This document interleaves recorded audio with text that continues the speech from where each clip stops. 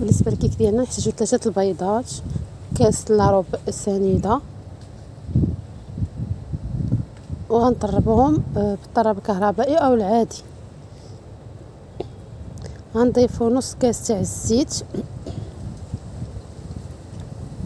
وغنضيفو كاس لاروب ديال الحليب، وغنضيفو ساشيه ديال الكاكاو وجوج خمارات،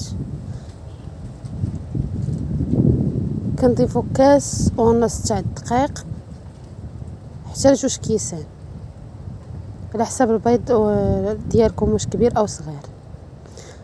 كنديروهم في ليمون فرديين وتندخلهم للفران راه تيطيبوا بالزربه 15 20 دقيقه على درجه الحراره 180. ومن بعد ما كطيب كنديروا القهوه نسكافي مع الماء، يعني بحال غنشربوا القهوه ديالنا عادي، وشويه السنيده، معلقه صغيره ديال السنيده، وتنسقي هذا الكيك ديالنا. انا بالنسبه للزين راني درت معاهم الشوكولات، غطستهم في الشوكولات اللي درت ذوبته مع شويه الحليب، وزوقتهم فيرميسيل او الكوك او اي حاجه عندكم او كاوكاو بالصحه والراحه.